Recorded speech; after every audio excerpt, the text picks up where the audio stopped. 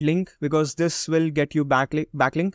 Your headshot, this they will also post your photo in some blog post. And if you got some hero links in the past, you could also state that, okay, you are not a newbie. You have already pitched to several media houses and your response has been accepted so far. So you could add the links over here. If not, you are new to the hero, then you can just skip this part. But essentially what you'll be doing is you'll just stating out all the previous media mentions. After that, just copy the entire thing.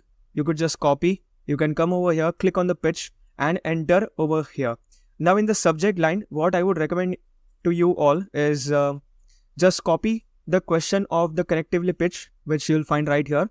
Go over here in the subject line, add hero, then add a colon and then paste the query itself, so that they'll know in their email inbox that, okay, this is the response to the hero pitch that I used in my connectively, right? So once you do this, you can just submit. Now, one important thing that you need to keep in mind is that once you'll be starting off, once you come over here, you will be allowed to pitch 10 pitches per month.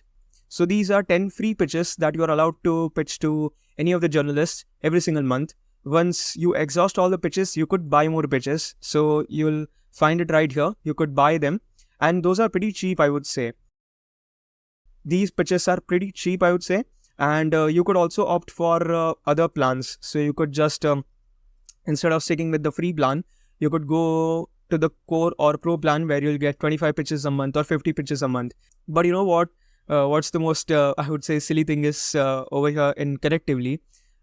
You might think that going ahead with core or pro plan is better because you're going to get more pitches every single month. But what if pitches related to your niche are not posted as questions that month? Those pitches won't be renewed the next month. That means they won't be carry forward. Let's say, for example, you have 25 pitches. You're going ahead with core plan and the questions related to your niche were only 5 or 6. So you pitched all of them. And despite that, till the end of the month, you still had about 19 to 20 pitches left in your account. So those 19-20 pitches won't be added as a surplus in the next month. They will be like a reset back to 25 the next month. So I would say that you stick with the free plan and as and when required, you buy the pitches. Even after buying the pitches, you need to use that within that month itself, because the pitches that you will buy additionally won't be carry forward in the next month. So I hope you get the point and I hope you guys found really great value from this video. I bet nobody is teaching you in their SEO courses and I find it so astonishing that this is so important and so core part of building backlinks for free of cost, and that too from high DR websites, yet they do not teach it. You know why? Because they personally don't do it. They have never done it. And I am pretty sure that they might even not aware about it. All these different people who claim to be SEO experts, they do not know how to build hero queries and they do not know what they essentially do. Despite they own and run their SEO agency, they would outsource on, freelancing platforms like Fiverr or Upwork. They would just, onboard clients on their company and then they would outsource the work, the link building work to other freelancers on Fiverr and Upwork.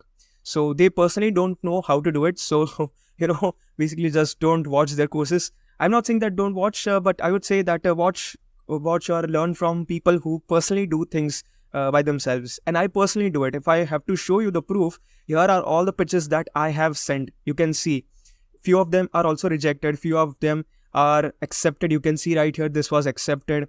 And you can see so many pitches I've done and it has taken me so many trial and error. It has taken me lot of work and I have learned from each and every pitch that what worked for me, what did not, and so on and things like that. And that's the reason why I'm making this course. I'm not just reading few of the blog posts and just making the course right away. No, I'm building this course by my personal experience. I am using my own experience, my knowledge that I've learned so far, that I've done so far, and then I'm teaching you all. So this is the credibility that I hold right now. And I would like to, follow all the things that I am doing, and this will actually get you practical results. I know there are so many courses out there who will just blabber out and just add fluff in their content, in their video lectures, that this is how you build links and stuff. Trust me, I have gone through and I've spent hundreds and hundreds of dollars on expensive courses to learn about SEO before I started my own SEO company. But let me tell you something, the things which I have learned by myself, by trial and error, those are the best learnings. I have, even after spending all those hundreds of dollars, they did not teach me Harrow link building and other link building tactics that I will show you in the upcoming lectures. So please stick till the end of this course and basically follow all the things that I'm doing right now and re-watch the lectures which you do not fully understand. All right. If you have any questions, you can always drop it down below. As always, I'll answer them and I will see you guys in my next video. Take care.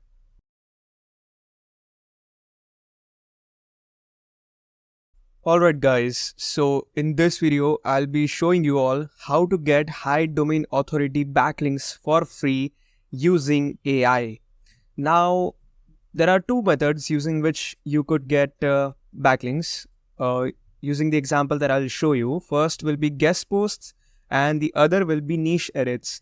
Now, I did not make a PowerPoint presentation on it because I would not like to explain you all and just give you a theoretical explanations and stuff like that, because we have already covered that in the very first lecture of backlinks and why it is important.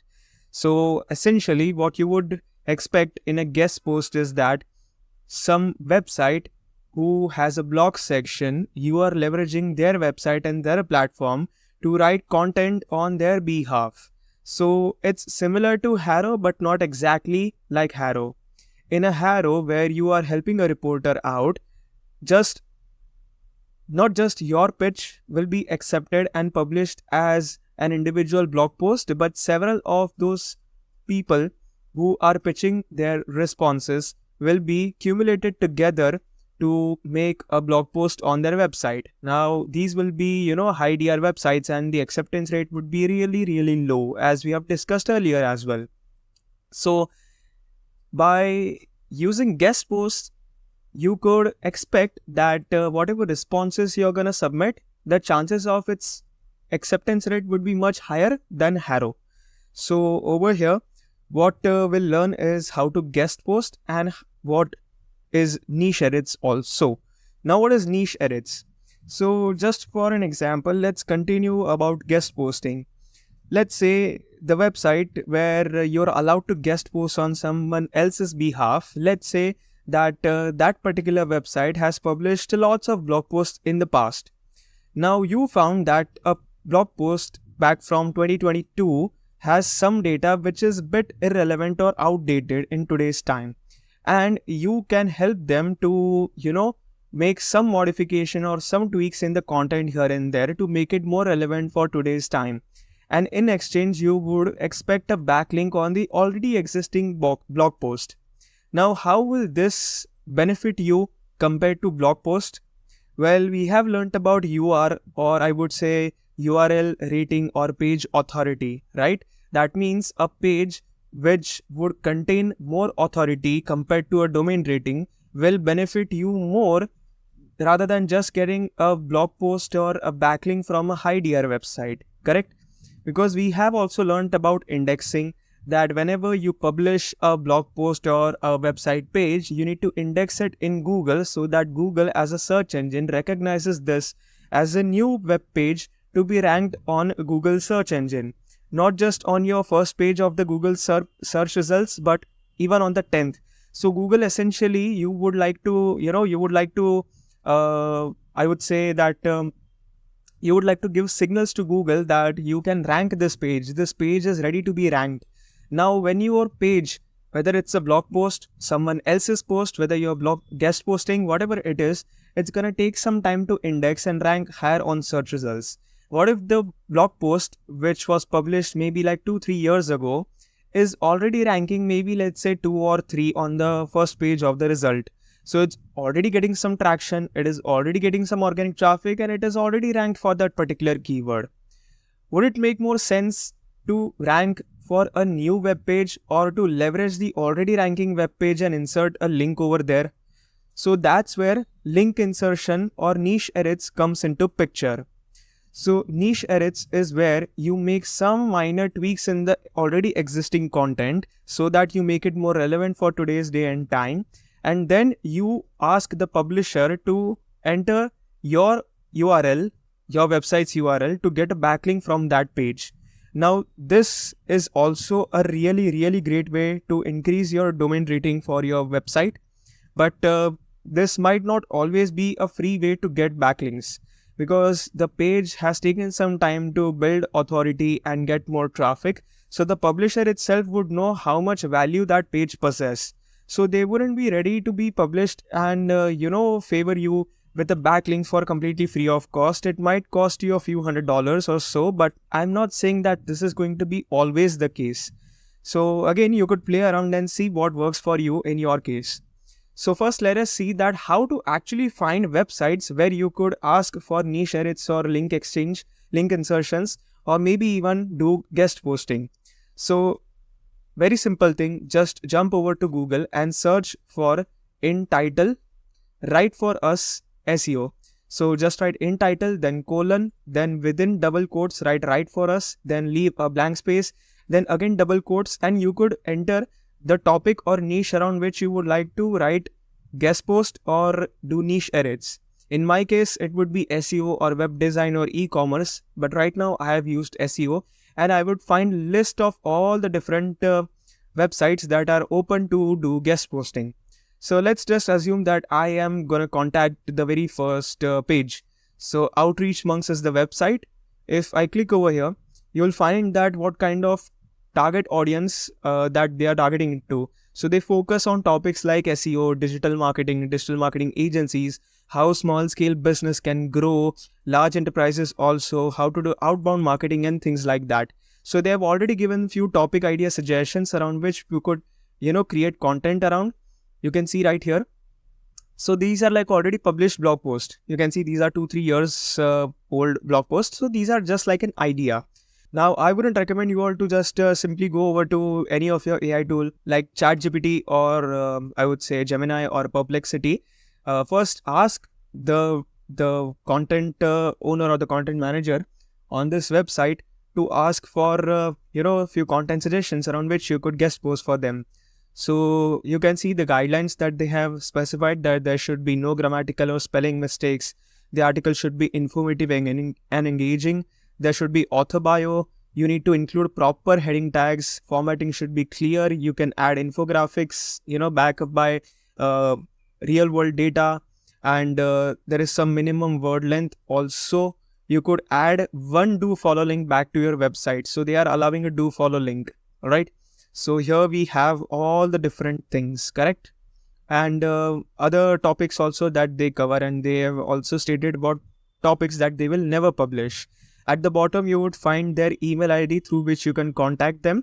Now, in order to contact them, you need to make sure that your email is also very, I would say targeted to them, and it's not very generic or completely AI generated. So here I have built a template for you all, which you can use to outreach to these people for guest posting or niche edits. Just write in the email subject as a collaboration opportunity, and then you could write something like guest post for, you could write the website's name, blog, and then you could greet the content team. Instead of the content team, you could write the name if there is some content manager information who will be auditing all the pitches and the answer that they're gonna get. So you could personalize the email bit more if the author bio is available. If not, you could just write this as content team, and you could just appreciate what they're doing in the space in the first line itself. In the second line, you are asking that basically in the second line, you are establishing yourself as the expert around the topic, and you are asking that I would like to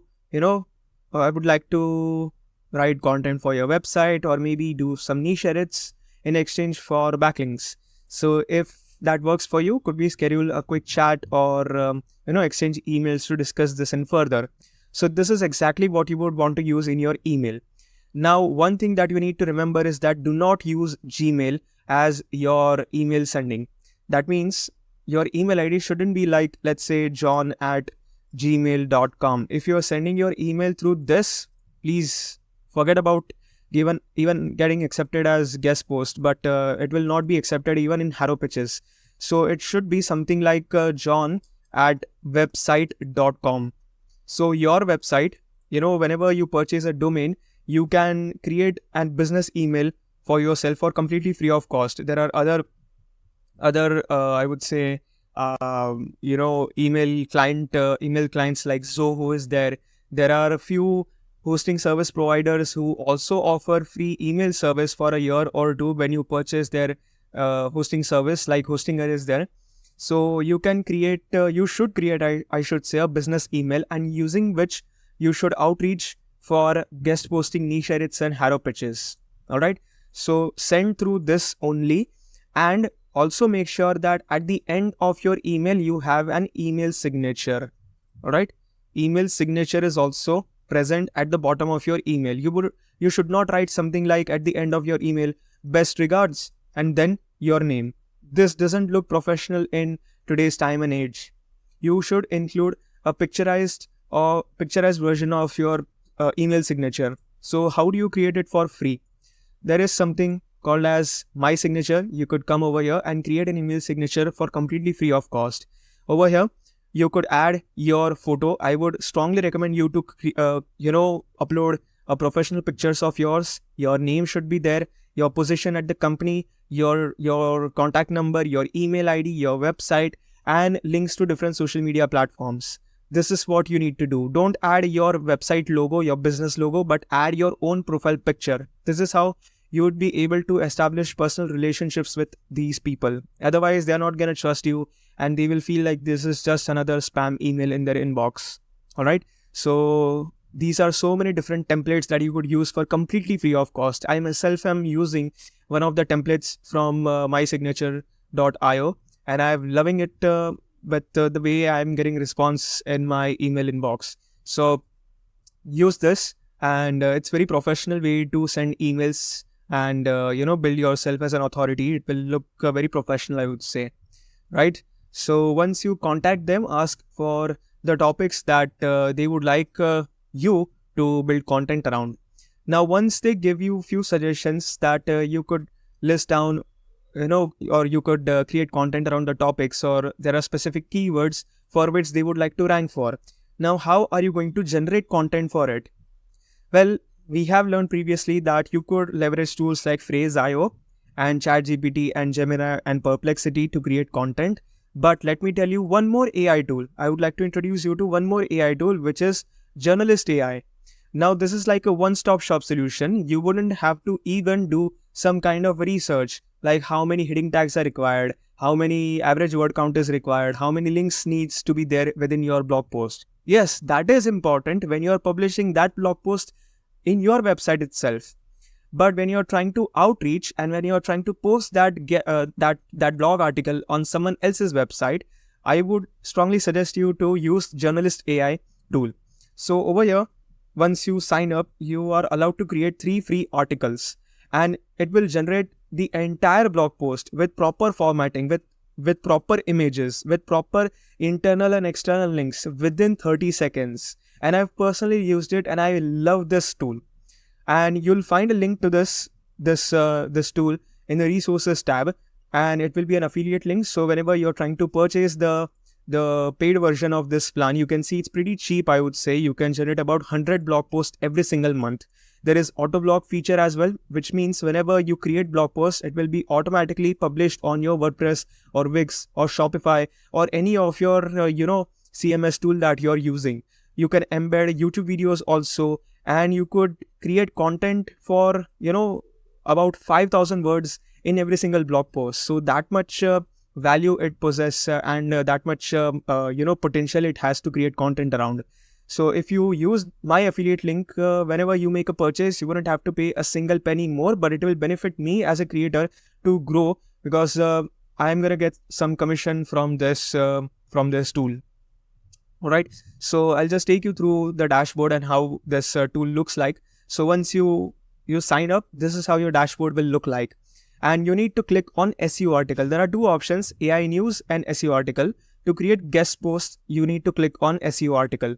Once you do this, your generation mode would be a bunch of different options depending on what kind of response you received from the person you reached out to, whether they just want you to build content around the specific title that they have given you, or the description that they have given you, or the keywords, specific keywords for which they have given you, or both, maybe keyword and title, whatever it is, you could use this.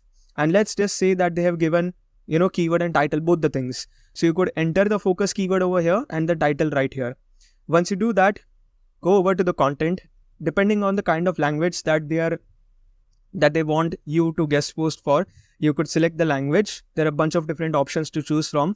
You could also select the target country. And then in this part, this is, I would say, a slider which ranges from correct factual to creative original. So I would recommend you all to stick to near to creative or original part. All right. And this will help you generate more creative ideas and original content piece. Right. And the tone of voice, which you'll need to ask that what kind of tone that they generally use to publish blog posts, whether it is funny, informal, very academic, educative, whatever it is, you can just mention it right here. Then you have point of view. So whether they accept blog post as a personal anecdote or a third party or someone who is just blabbering things out in a very generic fashion, whatever it is, you could select the point of view, and you could also change the formality of the blog post. If you would like to add some custom instructions, you could add it too, but I would refrain from using this part. Then come over to the knowledge part, and you could connect this to web.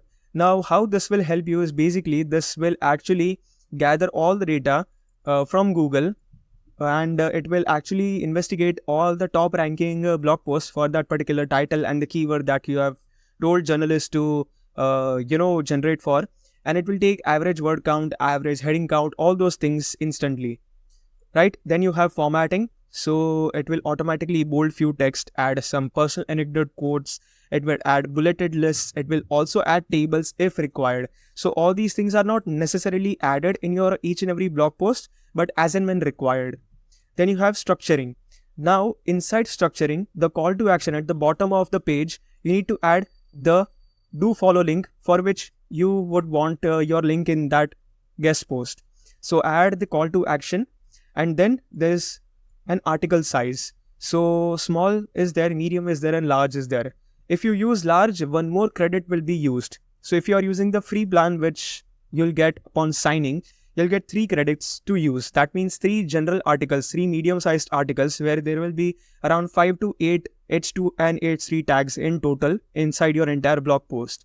But if you want a little bit larger article where there are about 9 to 12 heading tags in your entire blog post, it will consume 1 more credit in your plan. So just use the size accordingly, and then go over to the internal linking. Now, when you are guest posting, it is best to actually pull out the sitemap from their website. Now, this is very easy. Paste the sitemap. So over here, I'm using my website sitemap. Instead of page, I would write post, and you should click on test and preview.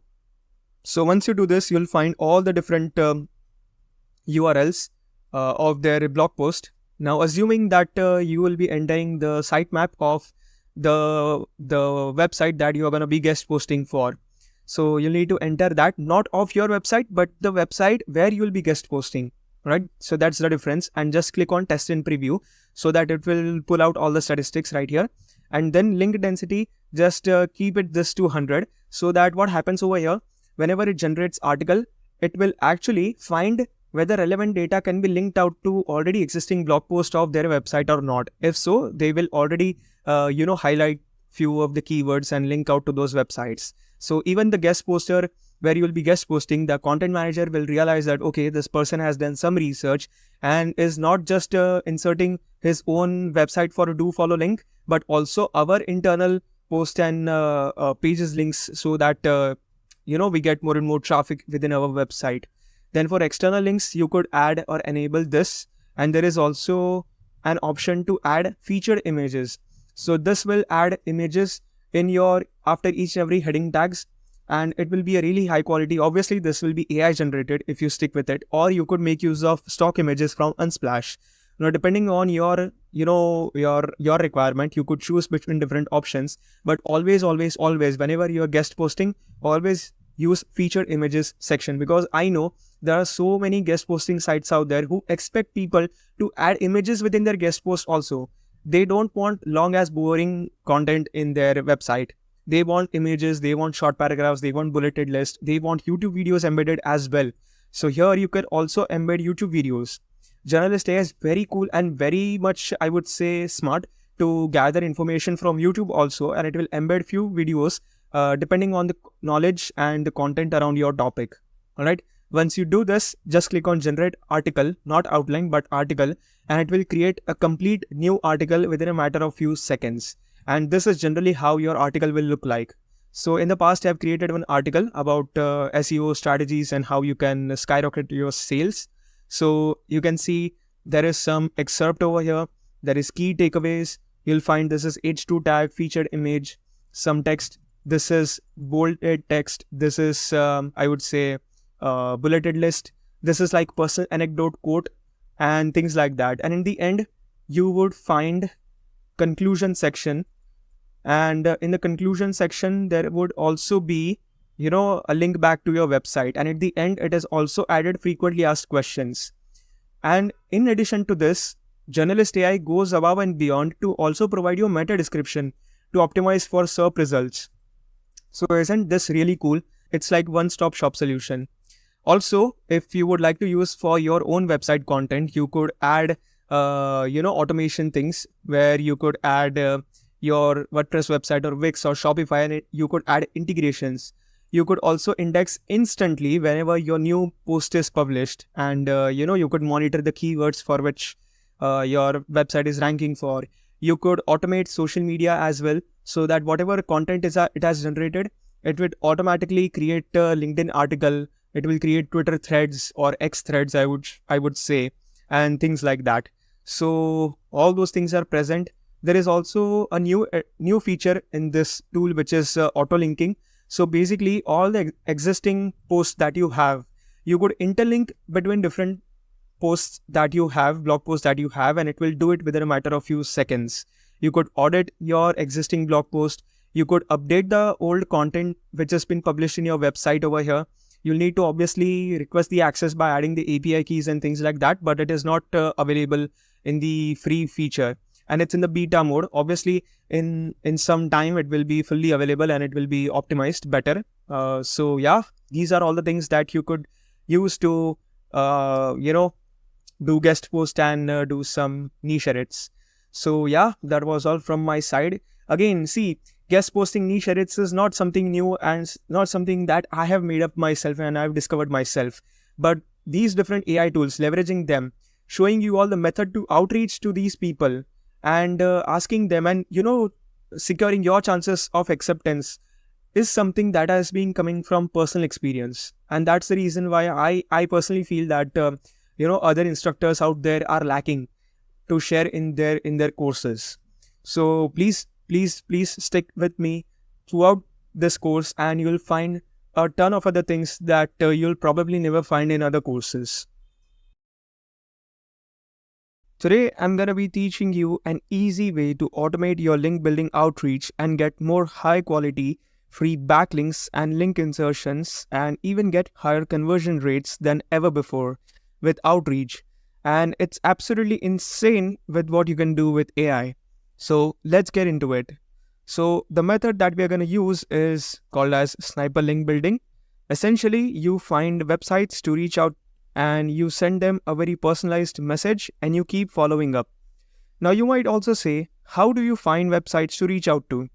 So first of all, you're going to go to ChatGPT right here.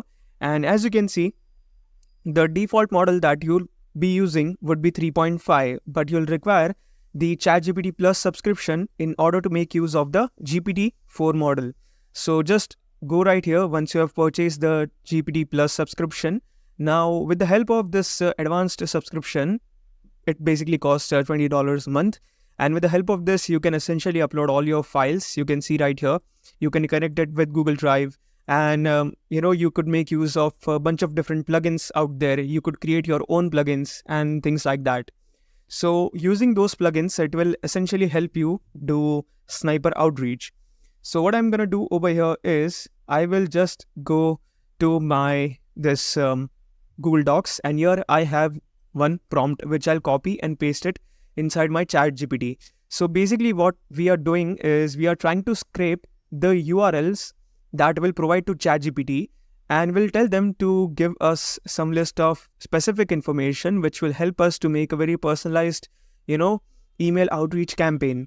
Now, this is not restricted to just email outreach. You could also leverage different social media platforms like Facebook and LinkedIn, because most of the times people do miss out on reading emails, but they will never, miss out on checking out the DMs on their Facebook, Instagram, or LinkedIn, because the notifications work like that. Sometimes email notifications do miss out on cell phones, but social media apps do notify every now and then.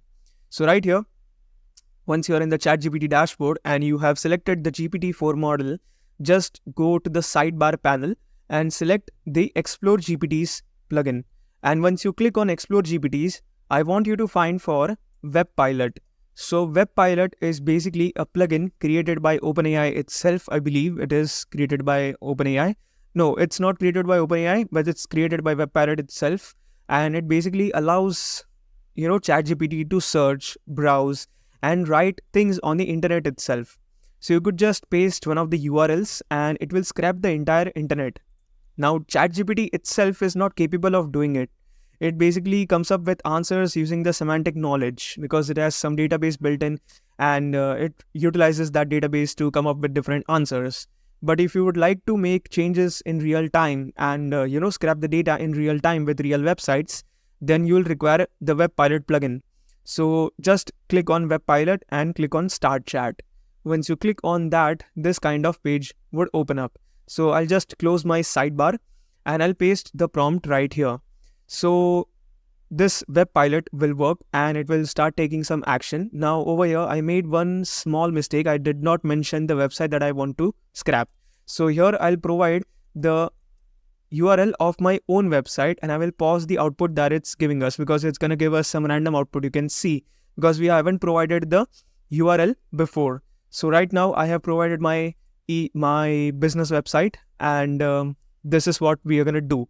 So let's give it some time to see what kind of output it generates. So it's going to make use of web scrapper and some codes which will crawl through the entire internet and basically gather all the information related to my Net Mafia website. So here you can see it has listed down my name.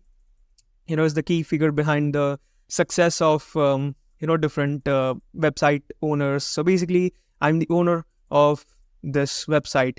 You can see the kind of services we offer: web design, e-commerce, SEO. There is some about information. So it basically scrapped out all the information it could possibly on the internet, right? You can see call to action. You can see the unique selling points, the service highlights and introduction and things like that, which we could add while doing our email outreach. Now, our outreach message is going to be such that it doesn't look like we are a random dude on the internet and just trying to send them a spam email. We'll actually create something that's very, very, very personalized and specific to the person itself that we are reaching out to. So which means we get more backlinks and more results from emails that we send. So in a way, we are trying to, close more and more, the outreach campaign, and we are trying to get hold of the person in charge of auditing the content. So now it's time to create the message itself that we are going to use in our emails and social media outreach messages. So how are we going to do that exactly? So I'll again go back to my Google Docs. I'll scroll down to the part where I have the second prompt, and right here I'll just copy this entire prompt, and don't worry, you'll get to access all these prompts in the resources tab, and I'll just paste it right here. So the prompt says that based on the information given for the particular URL of the website, and since you have listed down all the specific details that you can use it, now you have to personalize an email outreach campaign and use this to create a personalized outreach message. The first line must be personalized to that person and obvious that you're not being generic, and you have to hook them into keeping reading, right? Because you don't want to come across as someone who hasn't even taken some time to do some research about that person. We want to make sure that whoever we are targeting it to we get, our closing rate is much, much, much higher. So based on this information, we want you to create a short, personalized, friendly, and respectful, concise outreach email for each website. Now, in our case, we are just utilizing one website, but if you are using multiple websites, you could make use of this as well. So we don't want to disrespect them. We would like to come across as someone who is very friendly and who is just trying to be polite and ask for, a guest post opportunity. So here we want to make the email subject line to be personalized, something that does not include any exclamation mark, because what happens is if you create very clickbaity or very, salesy kind of subject lines for your emails, your email providers, like email service providers like Gmail or Outlook or any other email SMTP servers, they will instantly mark this as spam, and it will just transfer your email in the spam folder. So you want to include some kind of a humor, but not make it very obvious. And you do not want any, kind of very lame jokes in the email itself. You would want to include some kind of call to action so that you can ask for a backlink or a guest post in exchange and offer a reciprocal link. So basically what you're trying to say over here is the person that you'll be reaching out to, you are asking them that if it's possible, I'll write content on your website to get a backlink, and in return, you write some content or I'll write content for you on my website and I'll give you backlink back to your website. So it's like a, reciprocal thing. Now, you don't want to keep the email super formal. You want to make it a bit normal and neutral. And you want to come across as someone who has done some research. And, sometimes it might happen that some emails might get, missed by the person who's going to receive it. So you want to follow them after a few days, after a few weeks. So the second follow-up email should be a song about them. The third follow-up email should be like a knock-knock joke about them. So this is going to come across as, someone that they might think that they know you, but they actually won't. And after they read the email that you sent them, they will definitely respond to you. So that's the kind of the objective that we are looking for. So this is what I'm gonna send to ChatGPT, and let's wait for the response that it comes up with. So you can see this is the kind of response that ChatGPT gave us. This is the first email that we will send. Then this is the second follow-up email. Then this is the third follow-up email. You can see there's some kind of knock-knock joke, pixel perfect designs. So since NetMafia is a web design agency, you can see pixel perfect designs kind of make sense. Then some kind of a song for them, that digital game, there is some, client's dream and things like that. So I guess this kind of outreach method will definitely help you, but it will help you if you are not just gonna stick with email outreach. As I said previously, it would be best if you could reach out to them on their social media platforms as well, like Facebook, LinkedIn, Instagram, because typically you'll get their response from those social media platforms itself. Now you might ask, okay, this is great. I can now write personalized emails and messages in bulk without hiring or spending a single penny on virtual assistants or VAs. But you might also be wondering, who do I need to reach out to? How will I come to know who's the best person in this niche to reach out to? So if you wanted to find the best person to reach out to, you could use this kind of a prompt where you will just type in that for this particular domain URL, who's the best person to reach out to about backlinks, and do you have their social media profile links? If so, provide us.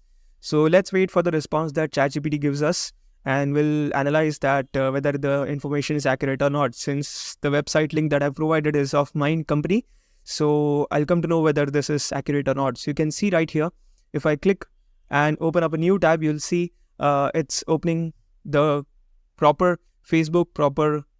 So this is kind of wrong. This is not my Facebook page, but this, okay, so this is also not my Twitter URL. So we'll have to see that whether it's working and whether it's linking out to the proper social media platforms or not, because you can see right here, it's just using the actual name NetMafia, whereas my actual Instagram URL is Instagram, I would say username is netmafia.co.in. So it's not going to be 100% accurate always, but you could see that this is the information about the email that you could fetch. If you wanted to, get the accurate details about social media platforms, you could go about just looking at the website. Most of the times you'll find the different social media links on the website itself, either on the header or footer of their website. If not, maybe you could make use of Web Pilot, or you could just make use of hunter.io. All right. Now you might say that, okay, this all is fine. I could use hunter.io. I could use, Web Pilot to extract all the information about social media links and email address. But how do I actually figure out which websites I can reach out to? Easy peasy. I'll go back to my Google Docs, and here I have the fourth prompt, which is to give me a list of 200. Now, instead of 200, you could list 50, 20, 100, depending on the volume that you want to play around with.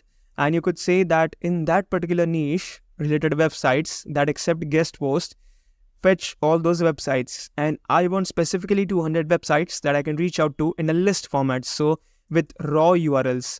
So with the help of this, what happens next? If I just paste like this, I'll just delete this, and in the niche itself, I'll use SEO.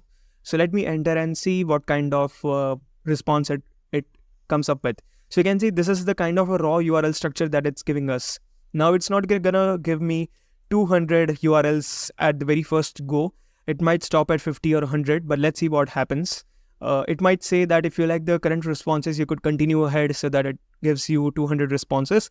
But I hope you certainly got the point about getting all the URLs. So this is the kind of approach that you should follow. Now you might also say that if I enter my niche right here, instead of SEO, it could be plumbing, it could be HVAC, any business niche you're into, right? Isn't Web Pilot or ChatGPT going to just pull up my competitors list? They'll never link me, right? But let me tell you something. Your biggest competitor can be your biggest collaborator. Obviously, not every competitor is going to link out to you, but some will definitely. So again, just to give a quick recap, as you can see right here, after giving about 85 responses, it stopped, and it's giving us a prompt to whether you want to continue generating or not. So you could maybe continue doing this so that it stops at 200. And just to give a quick recap, you want to get the prospects. You want them to send a very personalized message, and not just on email, but on their social media platforms as well. You would want to follow up by sending second or third message after a few days. And you want to do it on a consistent basis, and you want to do it in a volume game. So if you are sending maybe 100 emails every single day, then you could expect maybe 20 to 30% closing rate, like 20 to 30% of them would link back to you. So this is the kind of game that you should keep in mind. All right. So I hope you guys found this video helpful, and I bet nobody's teaching you these kind of tactics and hacks to leverage AI and different plugins and different tools to do this kind of link building tactics. I am pretty sure, and I'm very confident, and I'm saying this with conviction, that the things that I've personally tested out and tried myself is something that I don't think any other SEO teacher is teaching out there on their courses. No matter how many hundreds and dollars and thousands of dollars you spend on their courses, you'll never find this kind of content. So yeah, please stick with me throughout this course, and you'll find a bunch of other valuable things that you'll never find on the internet. Thank you. Alright guys, so today what I'm going to be showing you is how to get free backlinks with ChatGPT on autopilot. And this method, which I'll show you in just a bit, might help you land free high DR backlinks every single day. And no, you're not going to go through the traditional route of outreaching or any other boring method. We're going to look at something that is completely brand new, and I don't think any SEO course or link building course is teaching this method. So in order to show you the proof, you can see my backlink profile. Here I have this DR60 backlink that I got because of this particular method. Now, what you're essentially going to do is actually create and publish your own custom GPTs on ChatGPT. Alright, now I know it might sound super technical and complex, but trust me guys, it's not. I'll show you exactly how to do it, and it works for any niche. So there are just 2 steps to go about it. The first step let me just write it down right here. I'll just write step number 1 is to create your own GPT on ChatGPT store. Alright, and the next step would be you're gonna optimize the page itself. Alright, optimize the page to make sure you get backlinks.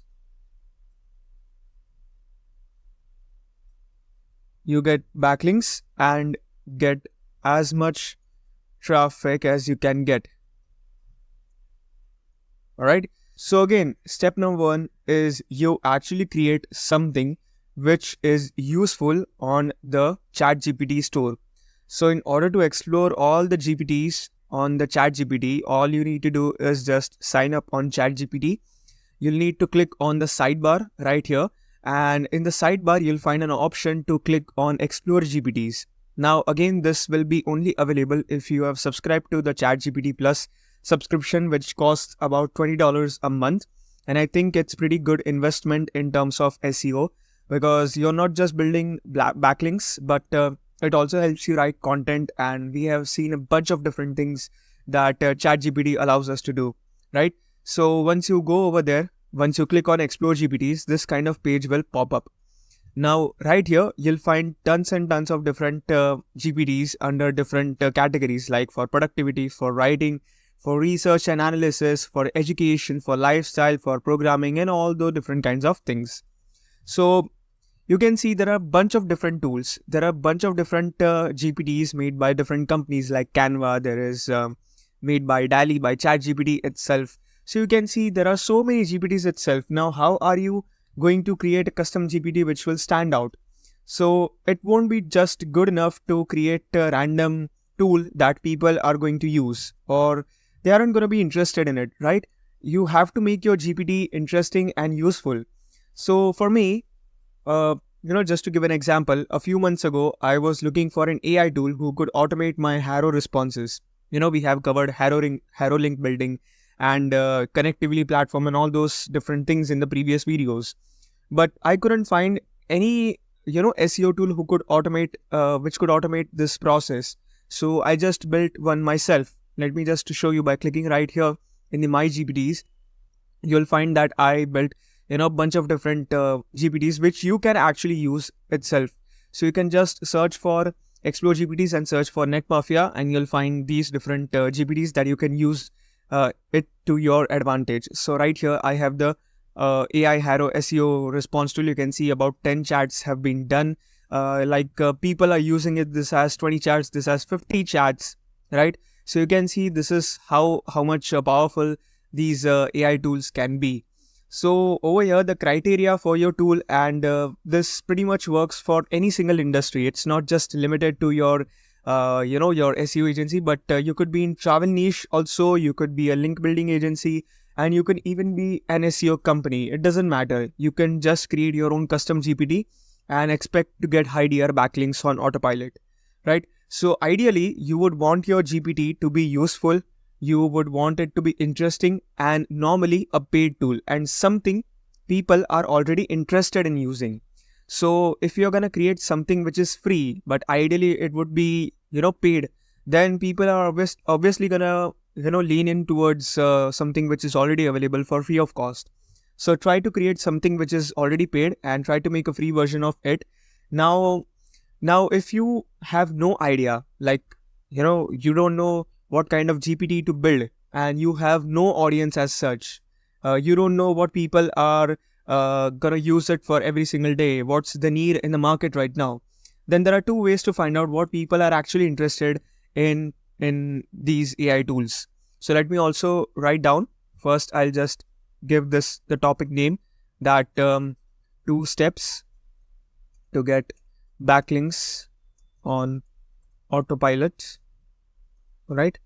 And just below this, I will also add that first step, in order to find out if people are interested or not in this particular GPT, then how are you gonna go about it? So first step is to search on Reddit. So what are you going to do? Just go over to Google, search for site reddit.com.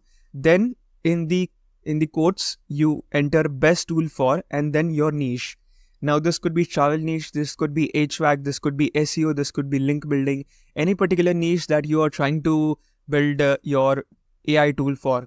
And you'll find bunch of different these Q&A forums. Now instead of Reddit, you could also leverage Quora. You could also make use of Twitter. Basically, these kind of forums are where people are asking questions to other people and they're looking for genuine responses. So you'll know that what kind of gap is there in the market, and you'll come to know that what kind of tool you will need to make in order to get more backlinks. So just search on Reddit. Now you'll find assuming you found you did some research and you found what kind of tool you need to make, you can go ahead and make the tool. Or else, if you already have some kind of audience, like if you have established your business long back ago, you can ask your audience via email, or just call them or text message them and ask them what are some of the things that you need to find out on a daily basis. Let's just assume for an example that you are in an HVAC industry, all right? You deal in air conditioning and ventilation and heating services for homes and for offices, right? Now, if a particular person is looking to purchase an air conditioner, which is an inverter AC with 3-star and 5-star, okay, with the same model, but it has 3-star, the energy saving ratings, and there is another AC with 5-star ratings, then they are a bit confused. They are going to do a lot of market research to find out what's the best thing for them. So you could build a calculator, an AI-based calculator, which will calculate the electric bill cost, that if they are purchasing a 3-star air conditioner, then how much electric bill that they are gonna they are gonna pay every single month if they are gonna consume particular units, if they are gonna run the AC for a few hours at particular temperature. Or similarly, if they are gonna do the same, if they are gonna run the AC at the same settings for 5-star AC, then how much it's gonna cost them every single month. So these are the kinds of things that you can do by asking your audience. So these are the things that your audience can tell you. All right. So let's just go right into it and find how to actually create your own custom GPT. So I'll just go right here under ChatGPT and I'll create my own custom GPT. Once I create, you will find that there are two options. There is create tab and there is configure tab, right? So once you go over create, and in the right hand side, you'll also find the preview tab. So this is like you get a live demonstration of how your AI tool will actually work in real time. And configure is where you actually build the entire landing page of your I would say your AI tool. So right here you do the step 2, which is to optimize and make sure that it is SEO optimized. But first and most importantly is to create the GPT itself. So again, this is not very complex. If I have to just show you an example of one of my most popularly used AI tool, I'll just edit this GPT to show you what kind of instructions I'm using right here. So if I go to configure, you'll find that right under description, I have instructions set, right? So if I maximize these instructions, you can see that first, this is just prompt engineering, okay? This is not very complex. You don't need to program it with any HTML, CSS or JavaScript code. You just need to enter simple English language, and you need to make sure that the AI understands that what kind of input it should expect and what kind of output it should generate for particular inputs, right? So this particular tool right here is, the purpose is to actually give them SEO optimized title, meta description, and optimize the images and URLs. So basic general things that is required for any web pages to rank, these are the kickstart points of SEO. So someone who's just new to the SEO world, they could use this SEO tool. So here I've just given a basic instruction that if user asks, give me Yoast SEO optimized title or right title or anything along those lines, then do this. So I put a colon, and just below the colon, I enter that ask for focus keyword or key phrase based on which you will write the page or post title. So we are making sure that our AI tool is not just very ready and quick to give responses fast, because the purpose over here is to give very personalized and very optimized answers, very optimized output, because we want our users to get a very I would say accurate results in terms of SEO optimized title, description, and URL. So we are trying to get more and more inputs. The more inputs, the more data the AI gathers, the more optimized output it's gonna give.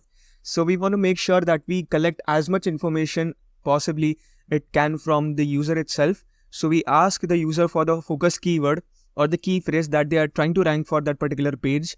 Then we make sure that the keyword or the key phrase appears at the start, because that's what we have discussed while we were discussing about writing and optimizing our title for the page, right?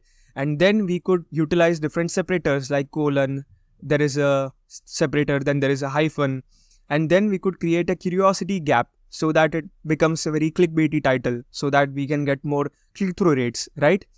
We could use different kinds of language, but we do not want to add any brand names in the title itself if it is not required. So this is also important part. We have learned that in the homepage itself, we want to make the homepage title and H1 tag very branded. So the brand name should be included, but not for other pages or posts, right? So this is very important point that is not required, right? Then we ask the user to enter the URL of their published page. So it makes use of the Web Pilot plugin. You can see right here within our custom GPT itself, it's also making use of third-party plugin so that it optimizes the already published pages and it can gather the data itself and analyze what the page is all about to help write better title for that page what user is trying to rank for. Then we are trying to give some kind of strict instructions to our AI that note and keep the title strictly between 50 to 60 characters to ensure it displays properly in the SERPs, right? And there are a few exceptions that you can start your SEO title with the a, who, or another function word followed by your key phrase or keyword. So sometimes what happens is that you are trying to build a how-to tutorial, right? Or some kind of a question around which your page answers that query.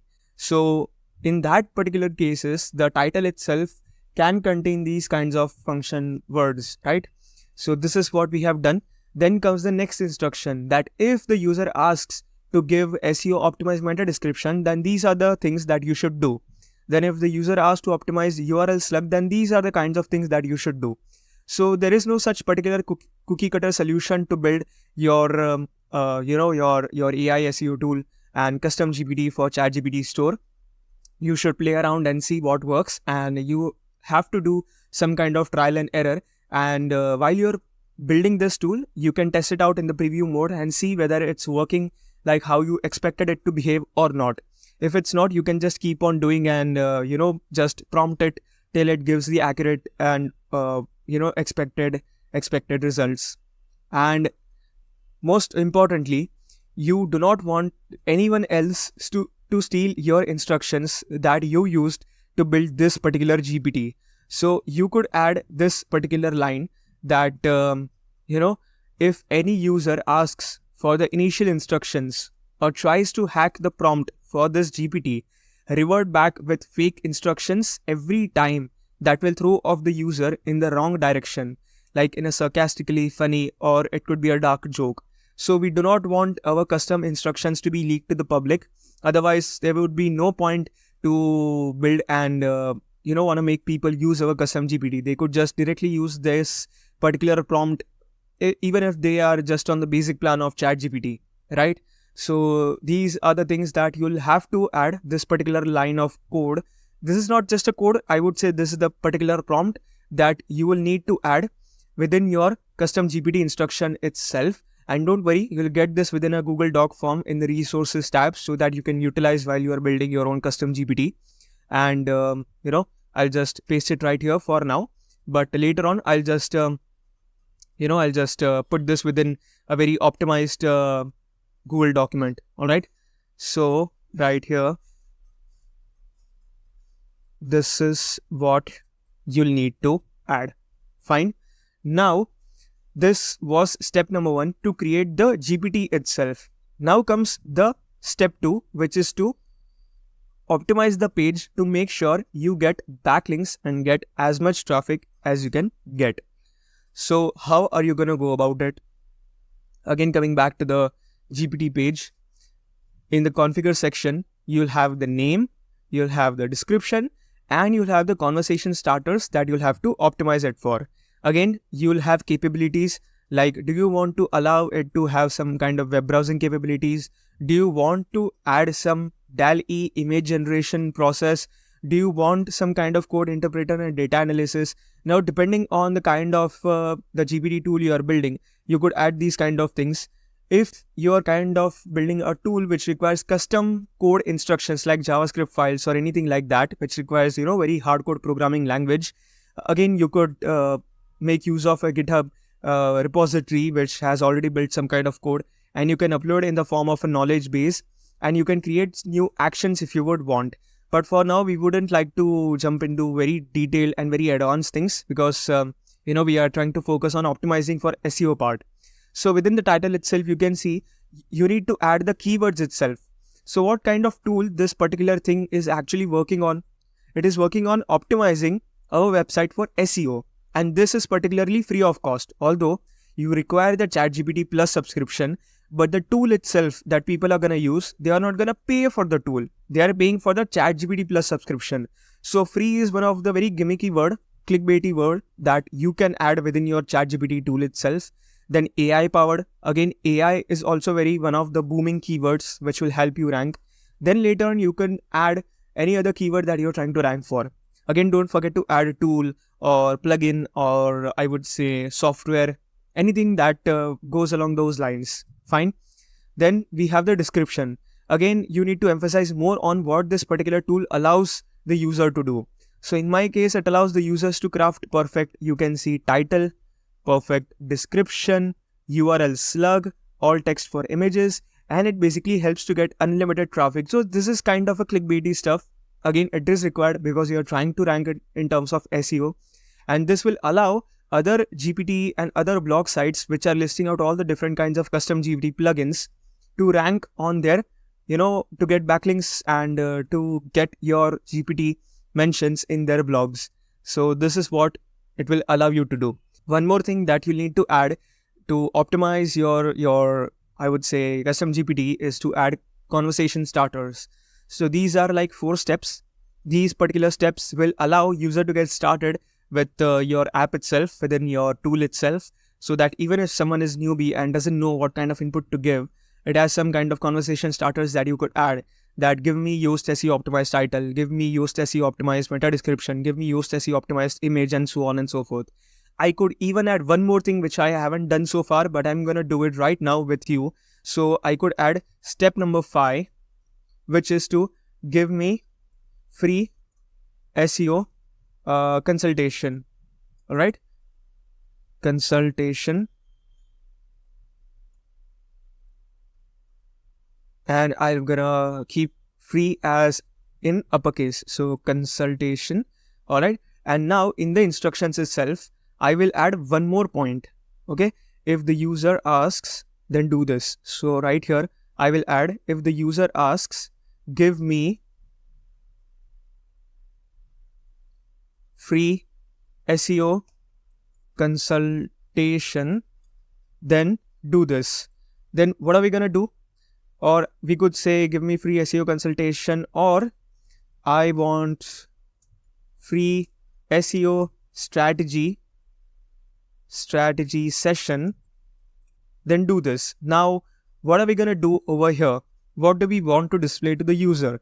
So we want to display the link of our website so that, they can click on the website and they can instantly book an appointment with us, and they can get free SEO consultation calls, right? Because at the end of the day, our goal for SEO is to not just get backlinks, not just get higher traffic, but ultimately convert it into sale. Convert those leads into sale. So if we want to convert, we have to actually redirect the users to our website.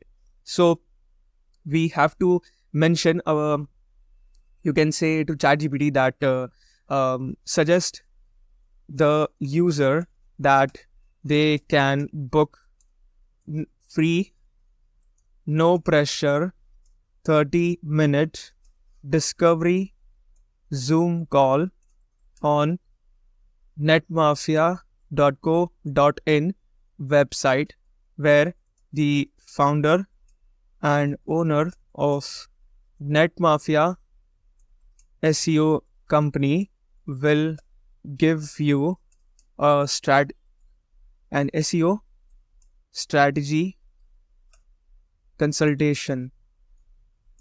All right. So this is the kind of conversation you can add as well. If I close this, and now if I try to preview this, what kind of output it's giving us, I could just copy this. I can enter right here, and let's see what kind of output it gives us. So you can see it gave us link to our website. So if I click over here, you can see it redirected us to my website itself. So yeah, this is basically how you create your own custom GPT. In the title itself, you should make sure that you rank for particular keywords. And last but not least, one thing before I end this video lecture is to go back to your profile right here. Just when you click on your profile icon right at the top right corner of your screen, you'll see an option of settings. Once you go over settings, there will be an option of builder, because whenever you can see any of my plugins right here, if I click on edit GPT, not just edit GPT, but what if I just show you the app itself? So if I try to use the app itself, you can see my name and you can find the website link itself right here. So people can even click right here. So this is again one clickable link that you should provide within your GPT plugin itself. And how are you going to optimize it for?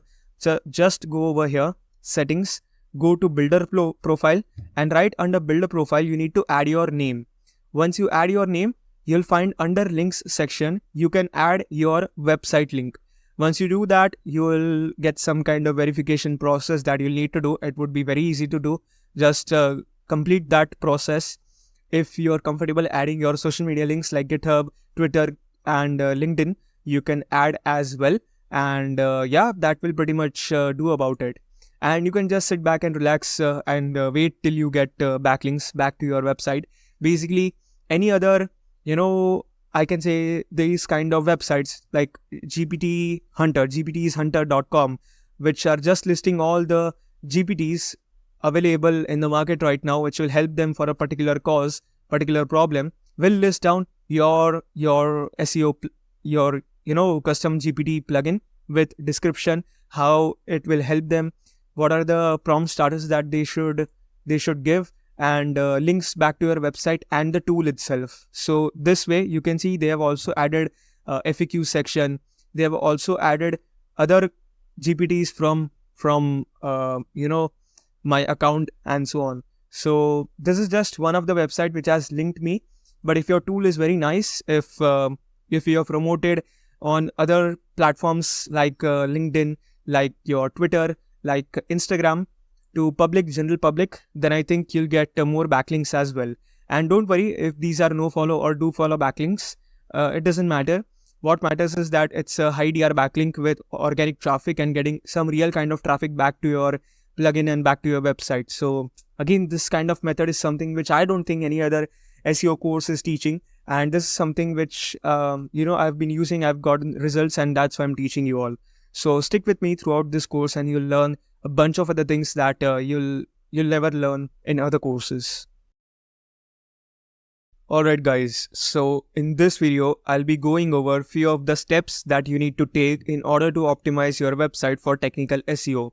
Now, just like how we have covered about on-page and off-page, which basically means that optimizing your website, the website itself, the content piece will be your on-page, and the things that you optimize outside of your website, which in turn benefits your website itself, is your off-page SEO. But then what is technical SEO?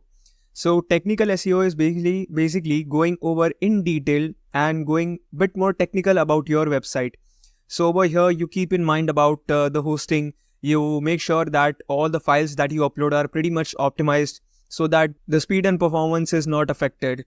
So that's basically what you would want to do in technical SEO.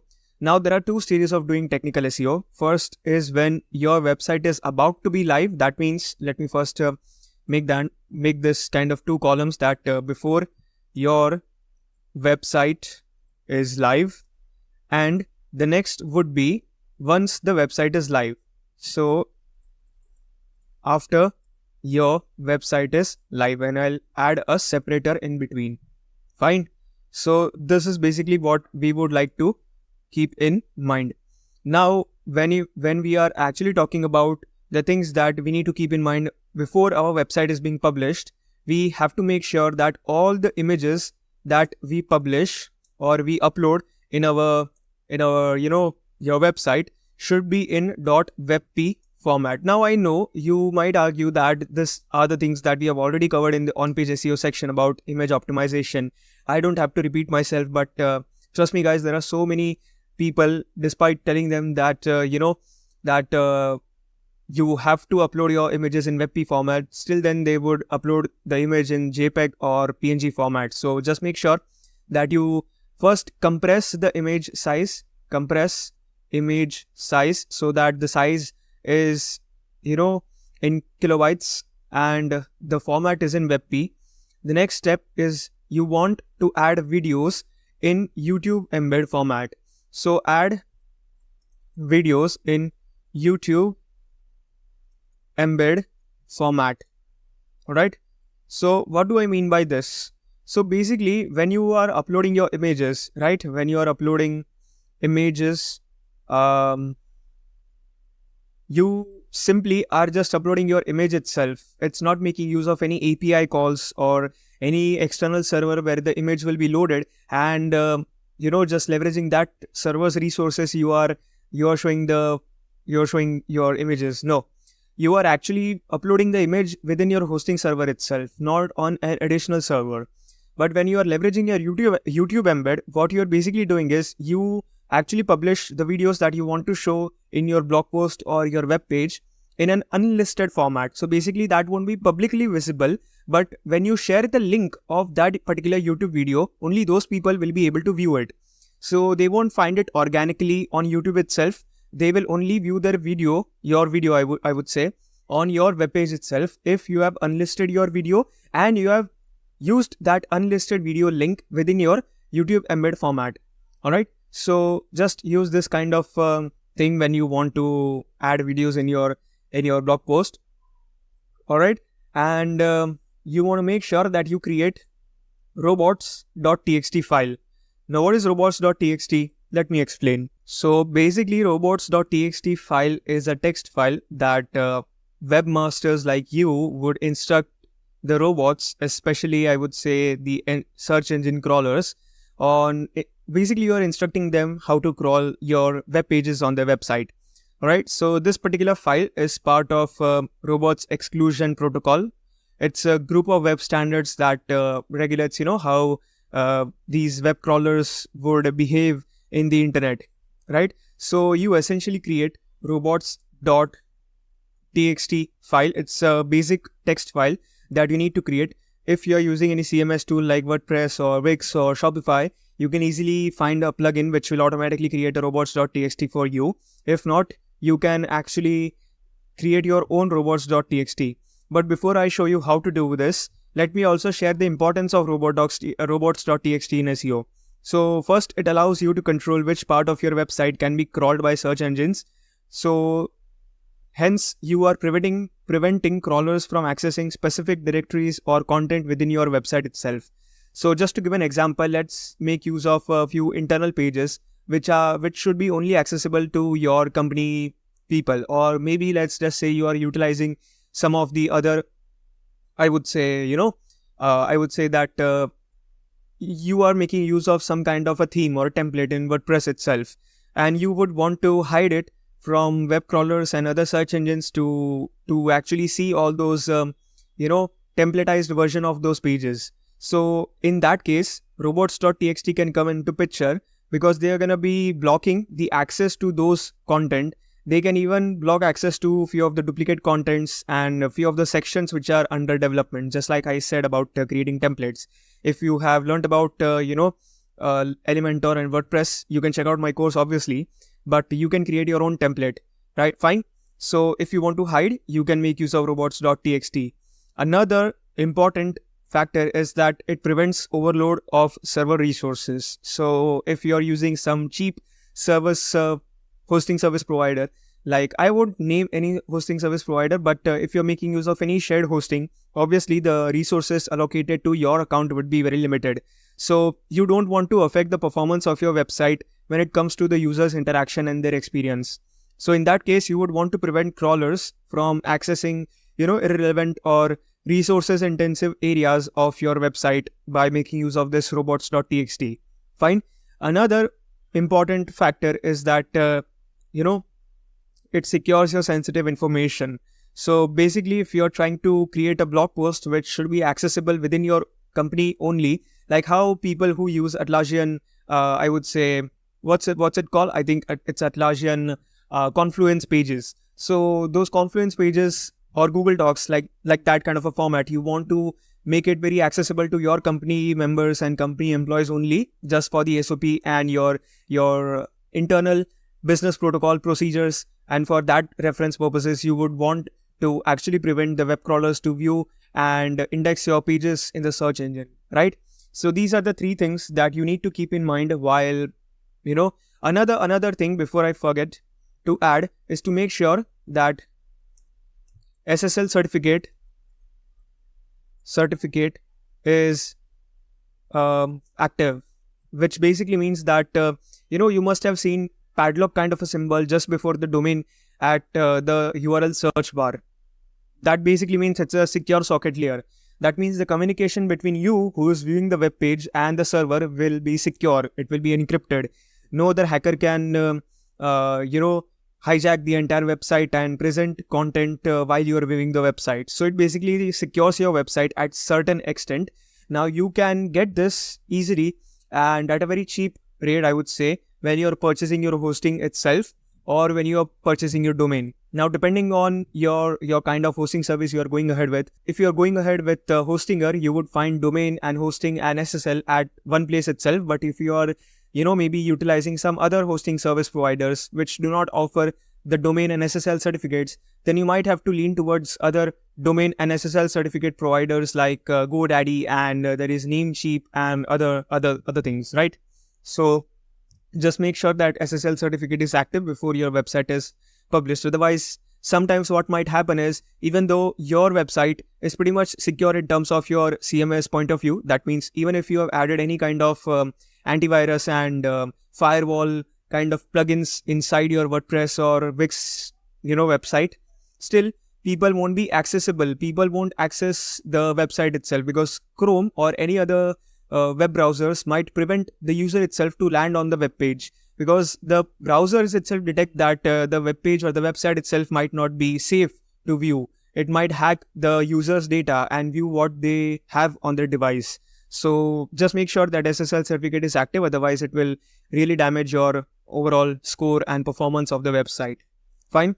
Now, once the website is live, and maybe it has taken some time after the website has been published, and you have been publishing content, getting more backlinks and things like that. So maybe after a few months or few months, I would say, you should actually audit your website, which we'll learn later on in this course itself, how to audit your website. But what you want to make sure is that you won't want to actually make sure that all the content which is outdated, you remove it. All right. So you remove outdated content, or I would say web pages also. Sometimes what might happen is, few of the money pages like service pages or product pages, you have stopped manufacturing those products, or you are not selling the service anymore. So you should remove that outdated content, and just not by just deleting the web page within your website itself won't do the thing. You have to actually submit the removal of these web pages in Google Search Console. So the step is very simple. You just land over to your Google Search Console. You go to removals part. Once you go over here, you click on new request and you enter the URL of your web page that you want to remove. And you click on next. It might take some time, but after that, Google will de-index that page and it will no longer show it to the people on the SERPs. Fine. One thing that I forgot to add within this part, where you won't want to make sure that few of the things before your website is live, is that you make use of at least one SEO plugin. not more than one, I would say, but at least one, make use of one SEO plugin within your CMS tool. It could be Yoast SEO, it could be Rank Math, it could be all-in-one SEO plugin, but just make use of any one of these plugin and optimize it. Okay. And yeah, that's basically all you would want to do before the website is live. Now, coming back to the part where you would want to make sure that the things you would keep in mind after your website is live, first is to remove the outdated content and also do the removals of those pages within the Google Search Console. Another thing you would want to do is to actually update the sitemap itself. So update your XML sitemap after a few months or weeks after you have updated your content of your website. This basically allows the search engines like Google and Bing to automatically index the pages which you create. Fine. Now, when it comes to optimizing your website's speed, we have already discussed that you want to make sure that the images are in compressed before they have been uploaded. They should be in WebP format. Videos should be in YouTube embed format. But what happens when your website is live? What should you do in order to enhance the performance and speed of the website? So in that case, you can make use of another plugin which will help you minify the CSS, which is Cascading Style Sheet, which basically is the code which designs and shows up the formatting of your website and the JavaScript of your website. So JavaScript basically handles the functioning of your website. Like if you click a button, what kind of activity the user should lead to. So all those things will be handled by JavaScript code. So if you minify this basically means that although the desired output of CSS and JavaScript will remain the same, but the code and the structure of it will be minified. It will be compressed in a format so that it takes up less space and it takes less loading time on the user's screen. Fine. And you would also want to make sure that you use CDN. CDN stands for Content Delivery Network. Now again, this can come in handy when you are trying to publish your website. Now I'm not going to keep this within this part simply because CDNs can get a little bit expensive. These are available only on the premium plans of your hosting service. If you're lucky, you can find it in the cheap plans as well. Basically, what it allows you is to, it actually shares your website across different locations. So hosting is basically where your website will be hosted on a server, on a computer. Server is nothing but just a computer with no screen, with no monitor, with no keyboard, with no mouse, but it has a CPU, it has a random access memory, it has your storage memory, it has the computational power and the power supply, and it is pretty much, switched on 24/7. It is connected to the internet. So it's basically a place where you actually store your website so that it is accessible to everyone across the internet. Whoever wants to access your website can access it. Now, what happens with the help of CDN is, let's say your website is, you are from Texas, okay, and your customers are in London, in Melbourne, Australia, and in I would say Berlin, Germany, in Mumbai, India. So your customer base is really large. Now, people who are from different countries and are trying to access website which is hosted on your server, which means in your vicinity, in your country server. So the loading speed might take up some time. With the help of CDN, what happens is that CDN basically means that mini servers, a server has mini server, like I would say, just like how in your own computer, you have an option to add different profiles, right? You have different access, I would say, different access that you can prevent other people to log in and basically get the access of your website or your access of your files within the computer itself. So those kind of access, you are basically dividing the memory of your computer into several different locations, and you are actually assigning them different profiles, like admin profile. There is maybe, let's say, John, there is Samuel, there is Nina, there is Scarlett. So there are 4 people who have different access to the same resource, or I would say to the same computer, but they have their own separate resources. So similarly, CDN behaves like that. Although there is main server, but server itself has some child servers which is located in Europe, in India, in Asia, in Australia, in Canada, and in Africa, and bunch of different locations, right? So that it helps people in their vicinity, in their local area, to access your website pretty fast. So just make use of CDN. if you are publishing your website in a hosting plan where the CDN is not included, you can always upgrade your plan with CDN. So that's why I've kept it under after your website is live section. Fine. So yeah, that's pretty much about it on optimizing your website for technical SEO. It's not very complicated and it's not super simple as well. I'm not going to go over in detail and show you how to actually do this, the hosting part, because the course focuses on SEO and not the web development aspects of it. So I hope you get the point about optimizing it for technical SEO. You could always outsource this to someone who is a developer. You can, pretty much get them done, because this is like one time thing. You won't have to do it over and over again. So just make sure that you are also considering technical SEO aspect, because I truly believe that SEO doesn't just completely rely on off page or on page. It's like a tripod. Just like how you have your camera or phone tripod, there are 3 pillars to it, right? One is your on page, the other is off page, and the third is technical SEO. If one of them falls short, the entire tripod balances falls off and it's not going to keep your camera stable. So similarly, with keeping all these 3 pillars in mind and keeping them very strong and optimized, your website will be safe and it will be optimized for SEO and help you get higher rankings on the search results. Alright guys, in this video, I want to talk about schema markup, but first of all, let me tell you what this is and how it can benefit you, your website and your business. So I won't go in definition and just blabber out all the things which will go just right above your mind.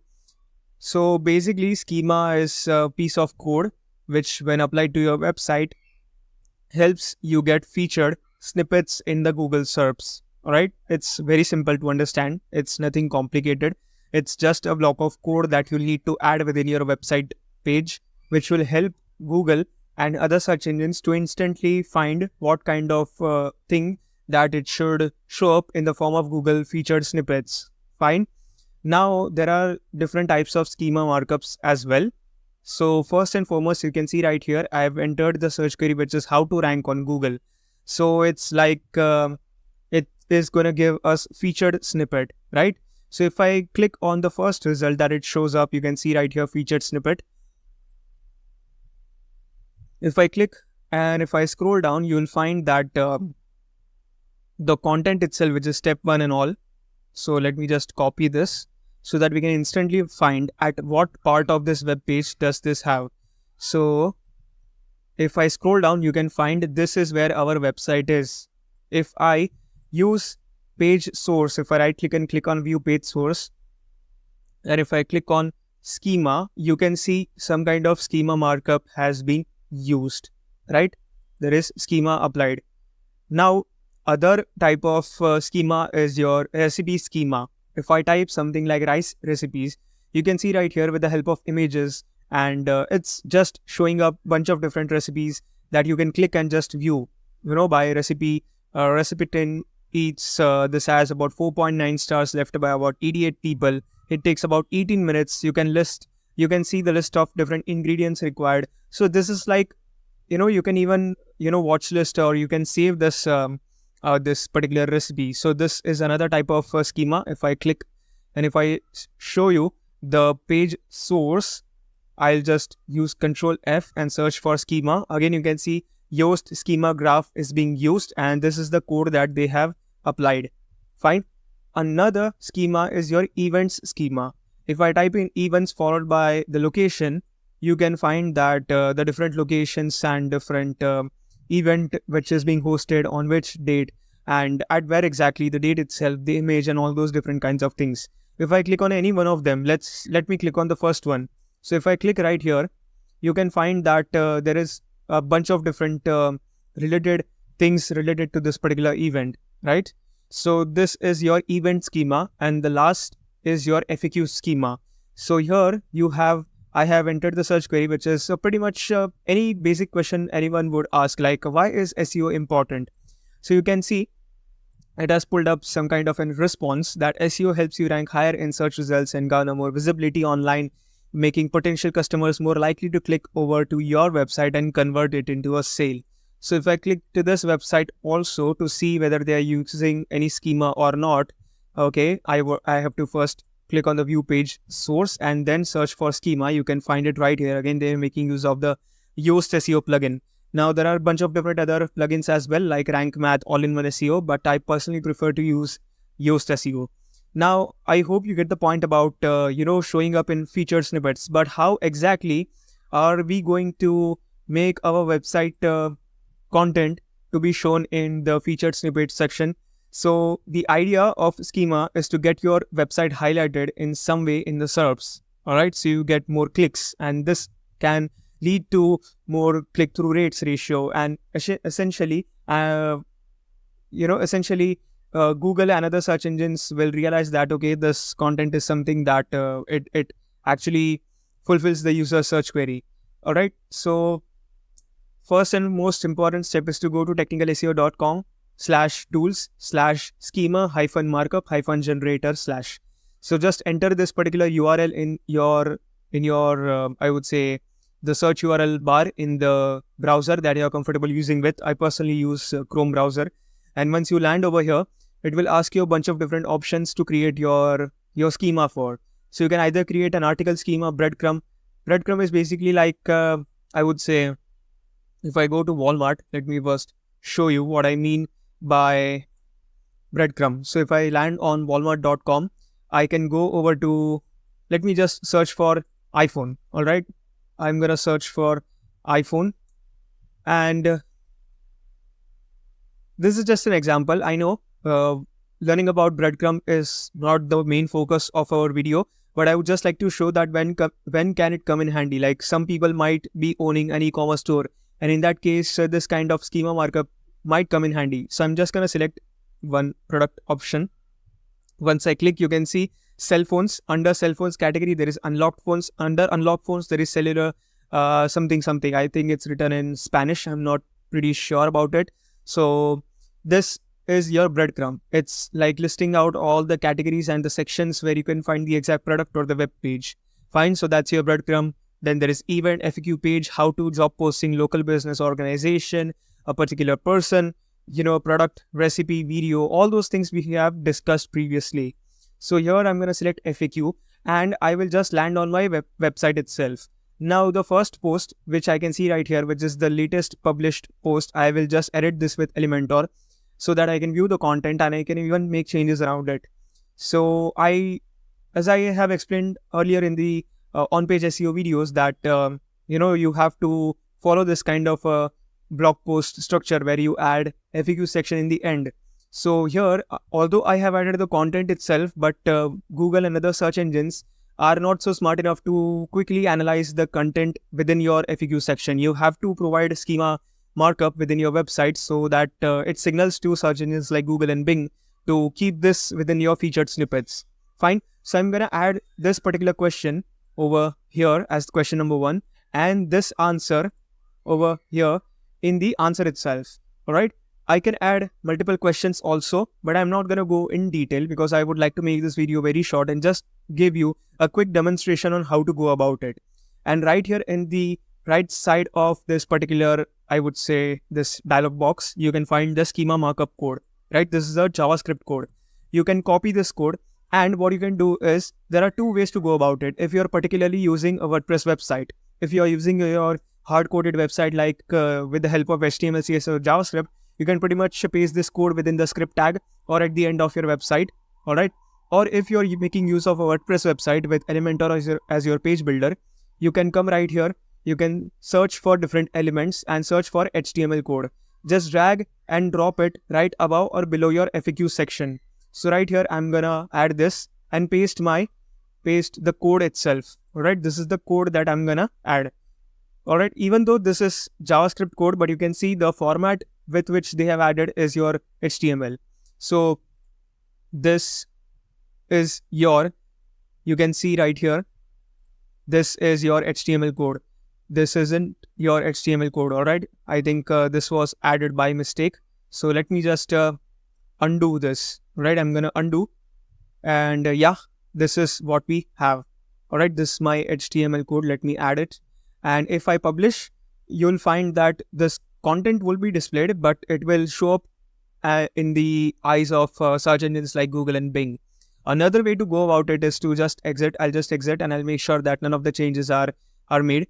I'll go to posts, and if you're not making use of any of the page builder like Element or Divi, and you're just making use of the Gutenberg elements of WordPress, you can just click on the edit.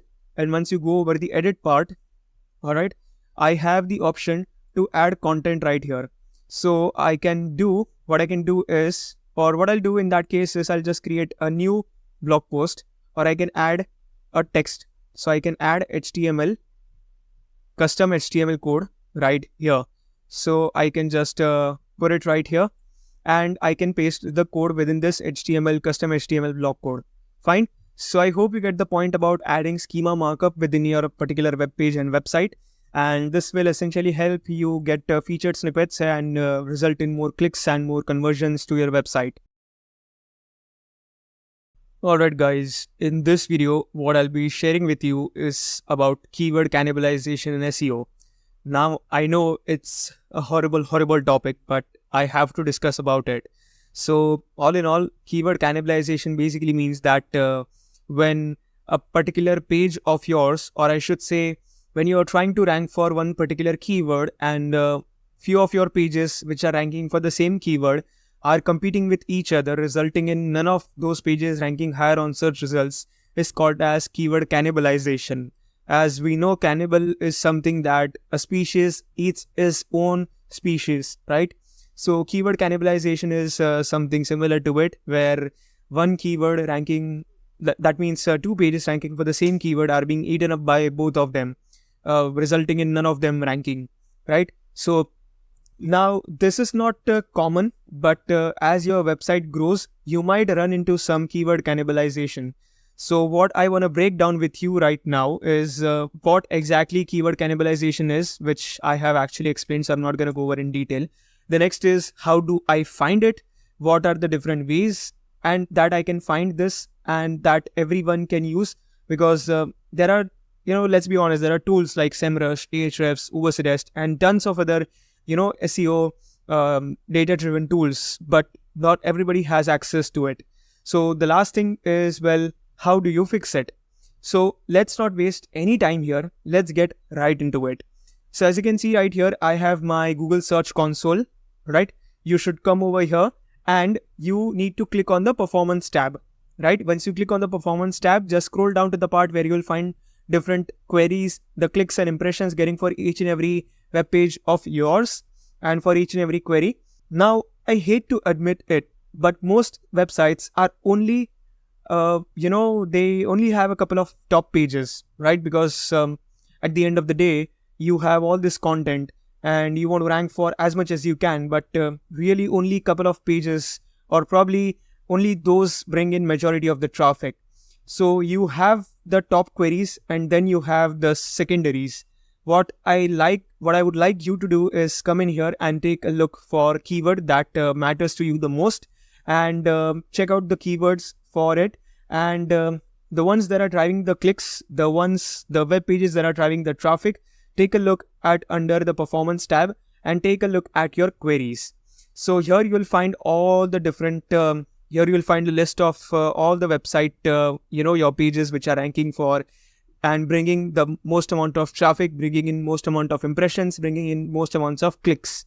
If you take a look at your list, since my website is not affected by any sort of keyword cannibalization, but if you take a look at your website, you might find that, how do you find it? So first of all, you need to come over to this part and you need to sort your impressions and clicks in the descending order. That means the queries having the most amount of clicks and the most amounts of impressions.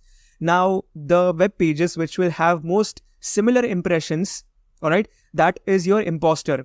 The ones which is getting less clicks with almost similar number of impressions, like just assume that this Net Mafia query at the second query has about same number of impressions, like 1300 impressions. This one is getting 3 clicks and this one is getting 16 clicks. So this one is the imposter. This one is preventing this from getting more clicks, right? So this is what you would want to optimize it for. So right here, I'm just giving an example, all right? These are not competing with each other. They are both completely different and they are targeting for different keywords, right? This is my homepage branded page, I would say, and this is the blog post. Fine. if you find like, two of the pages which are competing for the same keyword, you can spot it and you need to fix it. Now, how do we fix this? Oftentimes it can be very easy. Other times it can be a little bit tricky depending on what the keyword is. Now, we'll try to work on these pages which have the high impressions but low clicks, right? So to consider this particular example which is highlighted, this has high impressions but low clicks. If I have to work on this, you can either de-optimize that page by changing the content, or the best thing, you should use the 301 redirect. So there are different kinds of redirect codes, like there is 403, there are 404 errors, there is 301 redirect. So in I'm not going to go over in detail about web development, but in terms of server languages, there are different codes that server speaks into to give the status and report of your website. So if there is some error, it might show any server related issues like 403, 404. If you want to make any redirections, like even though you are supposed to go from point A to point B, but it will take you to point B via point C. So that is your redirection that will happen with 301 redirect code. Now, how do you implement this? Well, if you are using a WordPress website, you can just go to your WordPress dashboard, click on the plugins section and add a new plugin, and search for redirection plugin by John Godley. Once you find this plugin, just click on install, wait till it installs, and then you activate it. Alright, so I'm going to give it some time till it installs and it is activated in my website. So once you activate your redirection plugin, you need to come over to tools. Under redirection, you'll find this kind of a setup page. Now, essentially what you'll do is you need to enter two URLs, the source and the target. In the source URL, you will be pasting the URL of the page that you want to redirect. That is the competing page, the ones with is getting low clicks but high impressions. And in the target URL, you'll be pasting the link of the web page which has high impressions and high clicks. Fine. So this is basically what you're gonna do. And yeah, that's all you need to do. Or else what you can do is you can just de-optimize the page which is the competing page, and you can make the content a bit more boring and not so SEO optimized. And that way, the page which is getting mediocre number of clicks will get more number of clicks, because it doesn't have to compete with your web page only. It will have to compete with other pages now. So that's pretty much about learning about keyword cannibalization.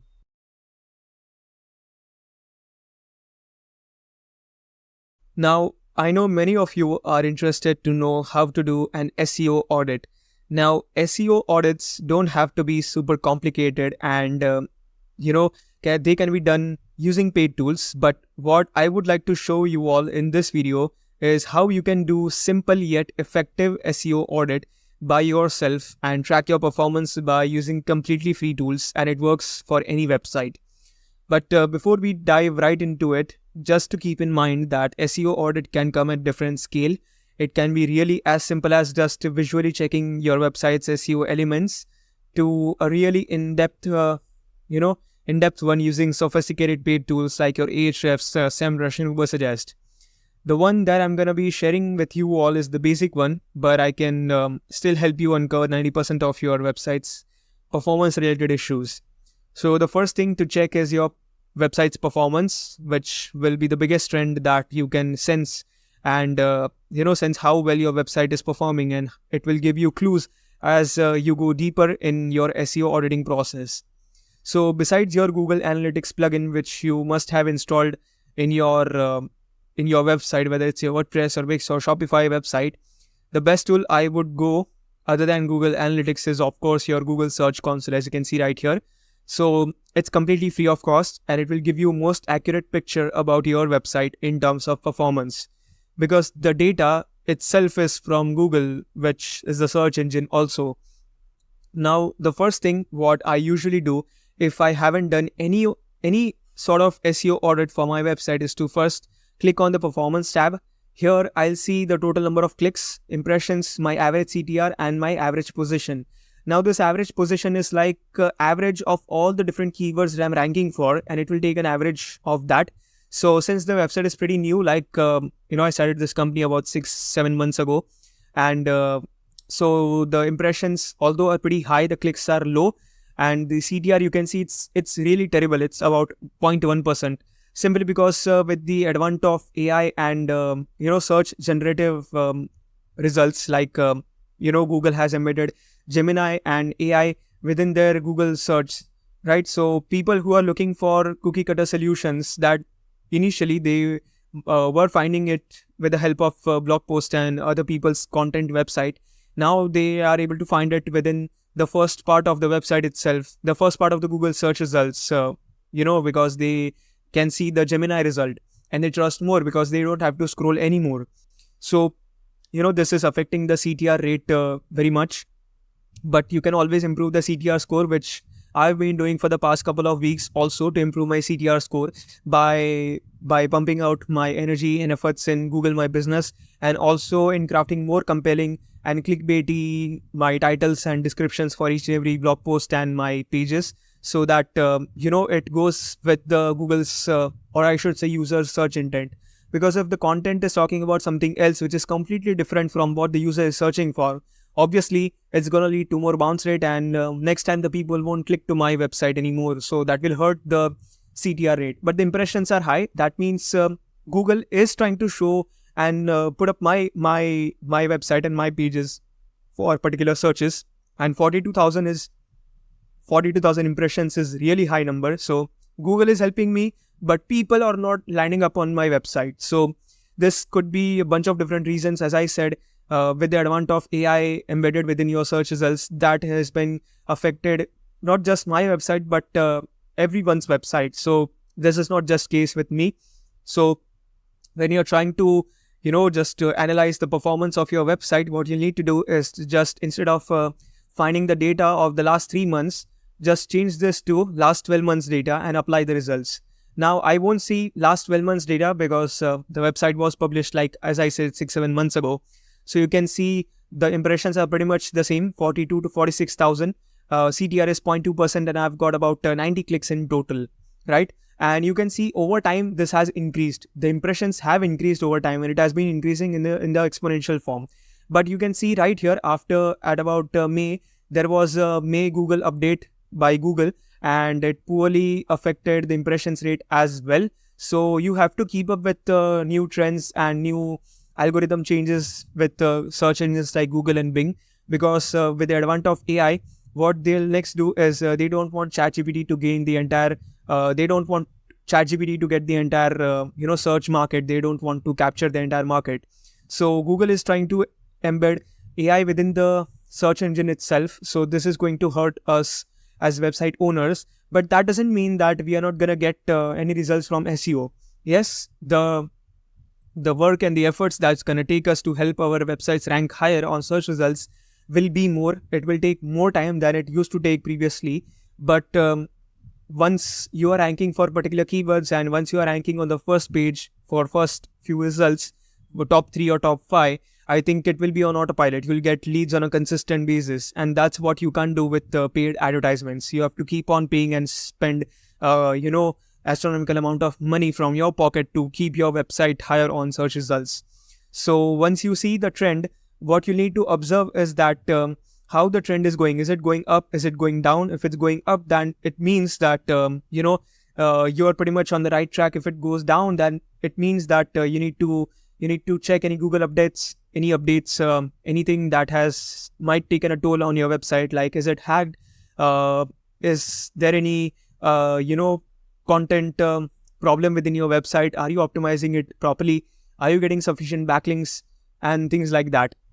You can even see if it's flat. If it's flat, that it means that, you need to improve on, and bunch of other things. Once you see this, the trend of the last 12 months, you can change this to last 6 months so that you can get a clear zoomed in picture about this. You can see the results are pretty much the same because as I said, my website was published very recently, like 6-7 months ago.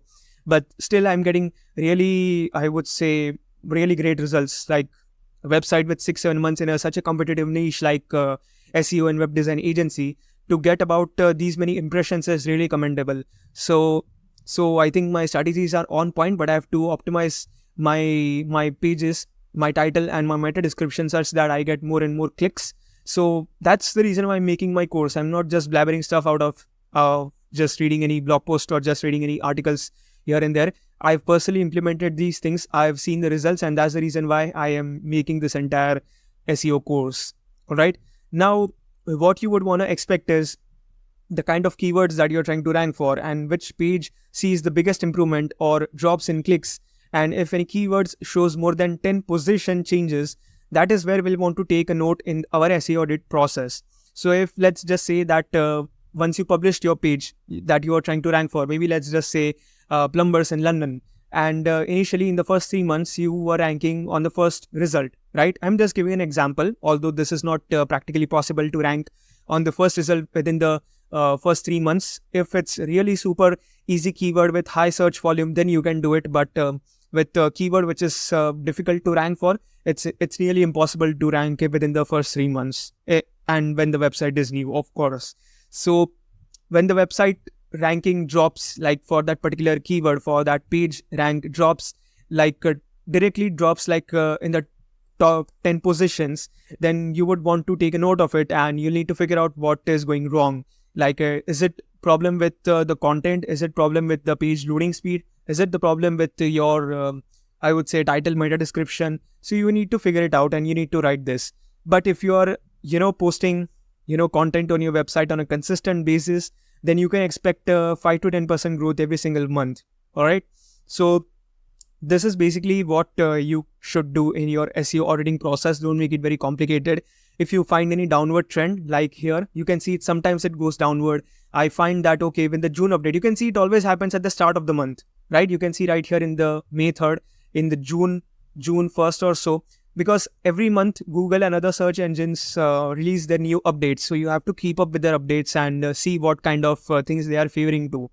So if you find any downward trend, it usually means that either your competition is doing better than you, or maybe there is some algorithm change that you didn't keep up with. So just keep all these metrics in mind and try to come up with different strategies and work around it with. Although all the things that we have covered so far are those things that you need to do in consistent basis, but SEO auditing process is something that you need to look at every single month. It's like how you pay your bills and you actually optimize your business in terms of your expenses and your income, and you analyze the financial reports every single month. Something similar you need to do with your SEO reports as well. You need to audit your website in terms of SEO at the end of every single month, so that you'll know where you stand right now and where did you stand a month ago. And that will give you a clear picture whether you are on the right track or not. Congratulations, you have just crossed the finish line of our comprehensive AI local SEO course. I am truly proud of the dedication and hard work you have put into mastering these powerful skills. You now possess the knowledge to optimize local SEO like a pro.